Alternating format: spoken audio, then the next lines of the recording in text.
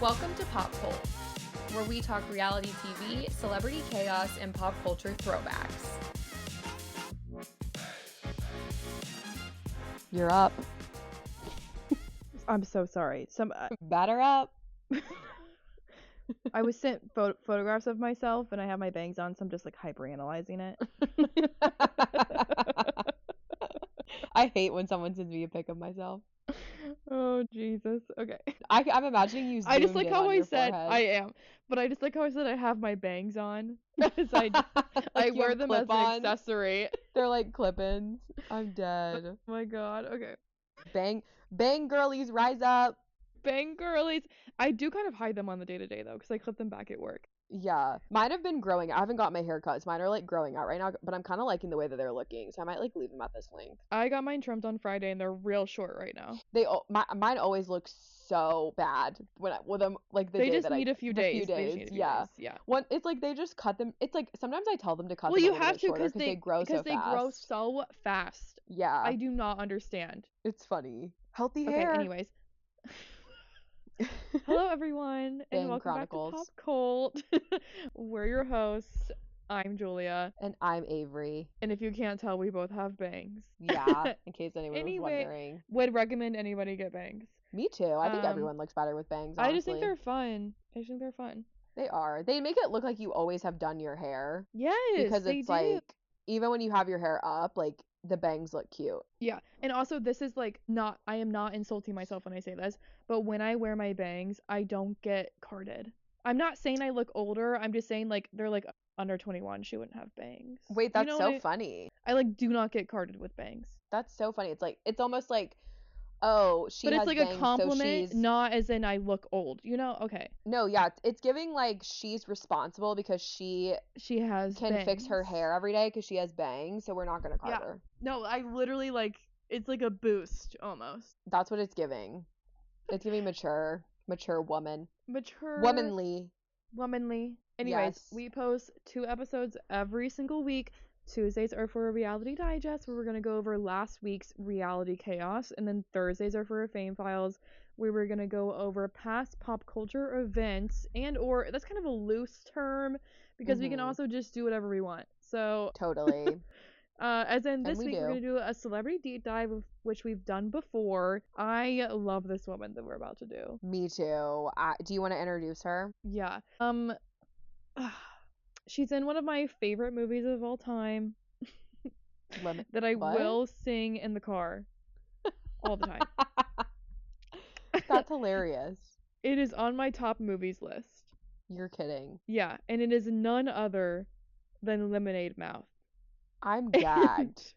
And who we are talking about today is NASA Queen, Space Queen. Queen of Space, Bridgit Mendler. Iconic. I think all of us were like, wow, this is the rebrand of the century when we found out that she literally launched a space company. Yeah. And I said, we have to do a celebrity deep dive on her. She's fascinating. Smart. I'm pretty sure she was like getting her degree while she was on Good Luck Charlie. I think so. I do think there was some overlap. Disney. Yeah, I think she was using Disney to pay for school. Yeah, that was like never like her end all be all. She was like, I gotta do this to get to where I need to go. And there are some other Disney stars who have done similar things, like Harper. I don't know her real name. Oh yeah, she's a nurse now. Yeah, she's like an ER nurse or something. Yeah, so she is. Maybe if we can find enough people like that from Disney who now have regular jobs, we'll do an episode. But Bridgit, she needed her own episode. So that's what we're giving you today. We're going to start all the way back in 1992. On December 18th, Bridgit Mendler was born in Washington, D.C. That fits. Totally. Apparently her mom is an architect and her dad is an engineer who I think specifically designs car engines. So clearly she has some smarty pants genes that run in the family. She was born and raised in Mill Valley, California, and she started performing in theater productions at 8 years old. Her first major role was as Teddy Duncan in the Disney Channel show Good Luck Charlie, which was a show about a family who has a baby sibling named Charlie. And essentially, I had to read up on this because I totally forgot the premise of the show. Essentially, though, Bridget's character was the oldest sister, type A, high strung, super smart, if I remember correctly. Yeah, I loved the show. I was obsessed. Yeah, it was a really good show, I've honestly. seen every episode. Me too. And it was basically like the premise was that she makes little video diaries for her little sister Charlie to watch when she's older. You should ask Blake why he didn't do that for you. Oh my God, he could never. I don't have an older sibling to ask, or else I would. Well, why didn't you do it for your younger sibling? Oh. Oh, how the tables have turned. Oh, how the tables have turned. This it's it makes sense that it like we were so locked in on this show. Like I actually do think it was objectively a really good show. Some of the Disney Channel shows you watch them back and you're like, this is terrible TV. It was one of the last shows that was within our time frame that was good, and like kind of after Good Luck Charlie is when things started going like off the rails. I totally agree. The season premiere for Good Luck Charlie had 4.7 million viewers, which was a record-breaking number for Really? Disney Channel original series. Okay. Yeah, so even more than like Hannah Montana. And this show actually won 3 Primetime Emmys in 2012, 13, and 14 for Outstanding Children's Program. Okay, cute. Totally. Her debut on Disney Channel was actually on the first episode of the show Jonas, if you remember that one. Yeah, the Jonas Brothers show? Yeah. I don't remember her being on it, but sure. Yes, I don't either. I think she was just on one episode. Oh, okay. Oh, she was just like a side. Yeah, I think she was just on that, like, probably like a guest star. Okay. You know who else was on an episode of that show? Sheena Shea from Vanderpump.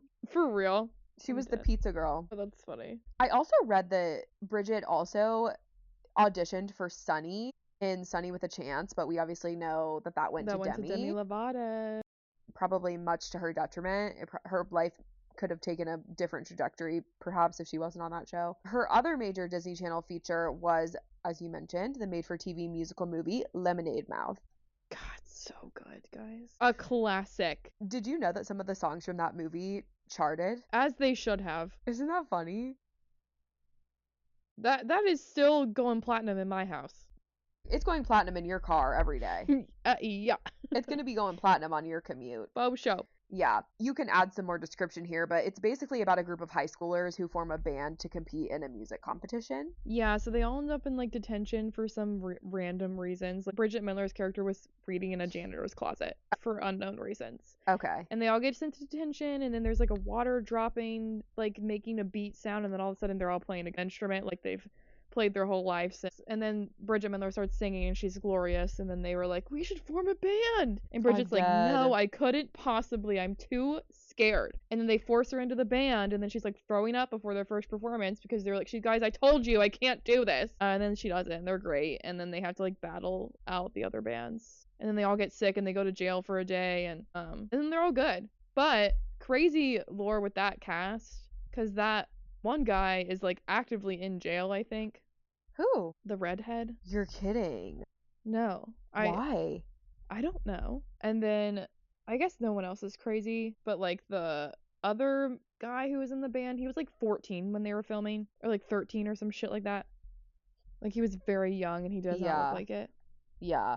That's always the tricky thing about those Disney shows. Well, and Hayley Kiyoko, she is either, they might even be married or engaged. She's in a long-term relationship with Becca Tilley, who's a former Bachelor person. Right. Yeah. Oh, and then Bridgit Mendler's dad in the movie is just like in prison. And then her cat dies, and she's being raised by her grandmother. In the movie? He's in prison? Yeah, no, not in real life. Oh, I thought you meant like the actor. No. I'm dead. That's like really deep. Okay. Well, it's a crazy movie. You should watch it again. I feel like I need to go watch it now. It was, however, pretty fitting for her because she also had a music career. After Lemonade Mouth, she released her debut single, Ready or Not, which goes platinum in my headphones Absolutely. all the time. All the time. That is a fire song. It fire. Is so good. That one and Hurricane.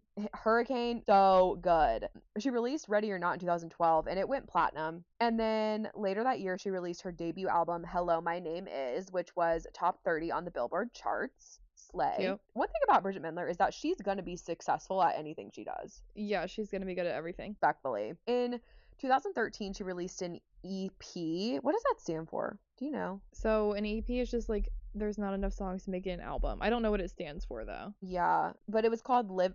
Okay, I don't know if it's Live in London or Live in London. Sorry, girl. I don't know. But it's on Spelled the Spotify. same. Extended play is what EP stands for. Okay, it's a good to know. shorter musical release, typically containing 3 to 6 tracks, and it's under 30 minutes long total. An album, or LP long play, is a full-length, often conceptual project containing 7+ tracks, lasting more than 30 minutes. And it's a Okay. cohesive, significant body of work. Interesting. Good to know. I've always wondered that. I didn't even know what an EP was until Renee Rapp released one. Genuinely. I would say more albums than you would think are actually EPs. That's a fair point. She released 2 other singles in 2016 along with another EP called Nemesis, and she eventually toured this one in North America from 2016 to 2017, and her Lemonade Mouth co-star Hayley Kiyoko, who I just mentioned, actually opened for her on that tour. Oh, cute. I hope they're good friends, like for real. I know. I don't know if Hayley Kiyoko still makes music or not. I don't know. I need to look into that. She said about this EP, quote, "This whole project has been about conquering fear, but I don't think fear is something you conquer. I think it's a nemesis. Deep. I think it's something that keeps on popping up over and over again. It's always there. It's always at your shoulder." So that's deep. I mean, seriously. She also released a few more singles in 2017, but I don't really think she's made music since then. I really wish she would. She just knows she would be too good. I feel like she's teased it a couple times, but it's never actually come to fruition. Okay. She tends to be on like Twitter a lot. I feel like that's maybe where she teased it, but I could be wrong. Just in case anyone's curious, some other things that she's been in her filmography were The Click. Did you ever see that movie? I don't know. I don't think I've heard of that. It was good. It was like based on a book series. I'm looking it up. I remember it being good. She was also in Alvin and the Chipmunks, The Squeakquel. Oh, I'm dead. Wizards of Waverly Place. She was Juliet Van Heusen, I guess is how you say that. But she was a recurring character. She was the vampire. Wizards? Oh, yeah. Yeah. Wizards. She was great in that Dead. too. You love that show. Absolutely. And then she also was on Jessie as her Good Luck Charlie character. I'm guessing it was one of those crossover episodes that they would do. I think it was a little crossover situation. Yeah. I loved those episodes. She eventually left Disney Channel in 2014 when Good Luck Charlie ended. So that was kind of like the end of her Disney Channel career. Before that, in 2011, I'm going to talk a little bit about her dating history. She actually dated her Good Luck Charlie co-star. Spencer? Yes, his name in real life is Shane Harper, but yes, his name is Spencer on the show. And they actually dated for several years. They broke up officially in like October, November of 2015. So they dated for like a good 4 years, if it was consistent. As far as everything I found, it was. But their relationship actually has some interesting lore. Do you know anything about this? Isn't it like a mirror of what happened in the show? Yes, it is. So he is currently married to a woman named Samantha Boscarino. Oh, yes, the girl from the show. Yes, and she was also on Good Luck Charlie. Oh my god. Yeah, so basically after he and Bridget broke up, he started in real life, he started dating Samantha, but it's unclear on exactly when they started dating. I found some things that were saying people think that he might have cheated on Bridget with Samantha, but then I also read some things that said that they didn't even start dating until 2018, which would have been 3 years after he and Bridget broke up. But the reason that this is so crazy is because it's honestly mirroring some things happening in pop culture right now. Like, Bridget and Samantha were very close, and I even read that they were roommates at one point. Oh, yikes.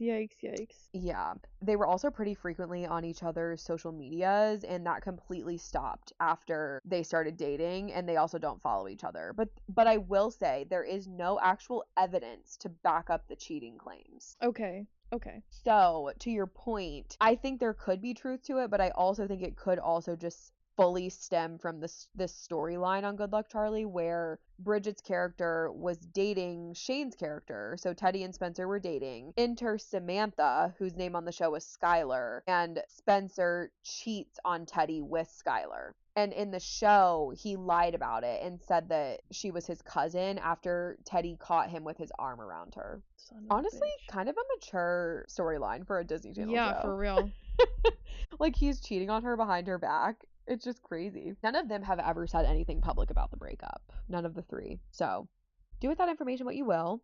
In 2015, she starred in a show called Undateable, which was like a sitcom on NBC, but it got canceled, I think, after season 2. In 2016, she joined the show Nashville for its 5th season, and her character is an influencer, basically, who is working towards recording her first album. Have you ever watched that show? No, but I know what it is.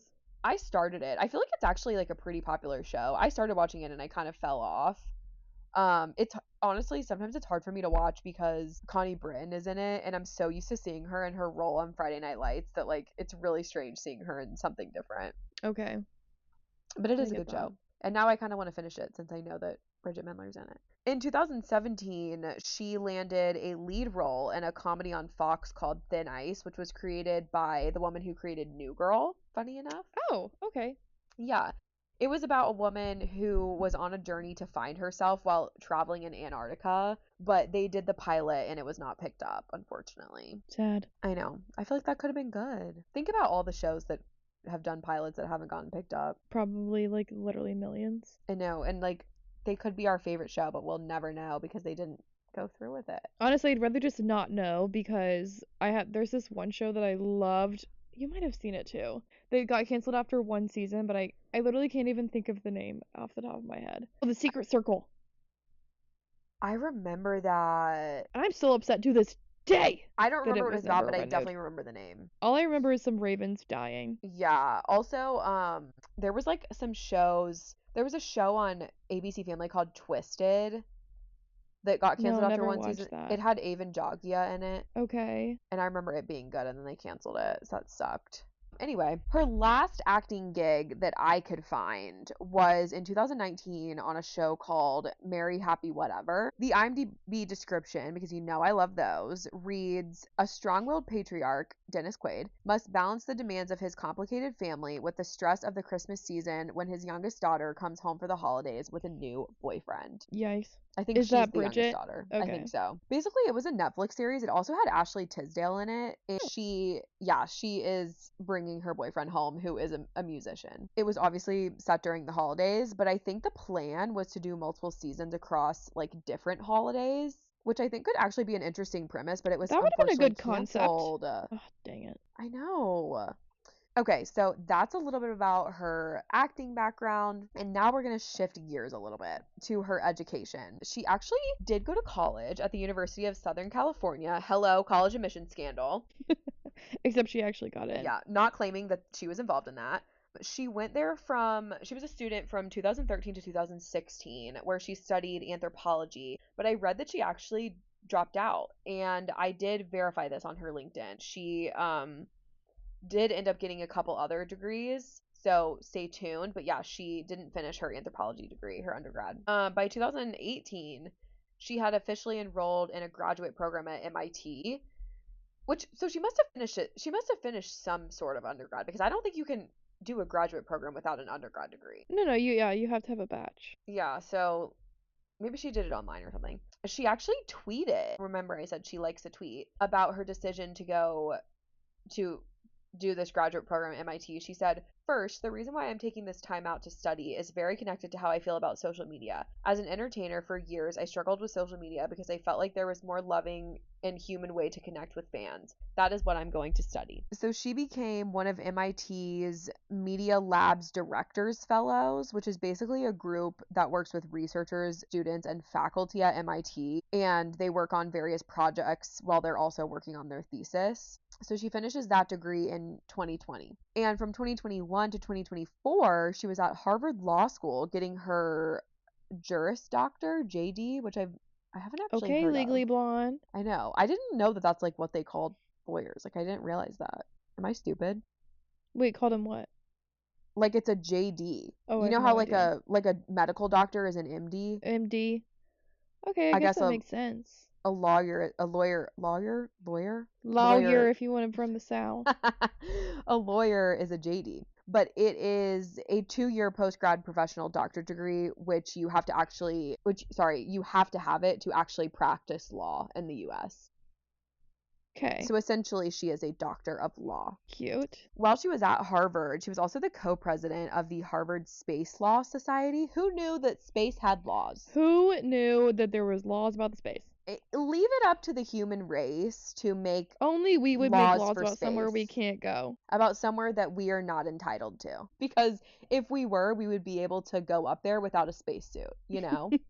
That's the thing. To me, that is the most telling aspect, that we do not belong in space. Anyway, it's kind of like the depths of the ocean. There's a reason that if we went down too far, we'd get crushed by the pressure because we don't belong there. What's a terrifying thought? Totally. Anywho, she was 31 years old when she graduated, and her husband and her son were both at the ceremony. And speaking of which, in 2019, she got engaged and married to her current husband, Griffin Cleverly. They dated for about 2 years before getting engaged, and she was only 26 when she got engaged, which is pretty young, according to me. Yeah. Her husband comes from an engineering background with degrees from UCLA and Johns Hopkins, and he also was a research associate at MIT's Space Initiative. Okay. When they got engaged, she posted a pic on Instagram with the caption, "We thought we should share the news. Griff, you are a deep thinker, a steadfast companion, a cheerleader, and a challenger, and the biggest goof I know. Looking forward to holding your hand forever." Oh, well, that's Cute. kind. I know. They're so normal.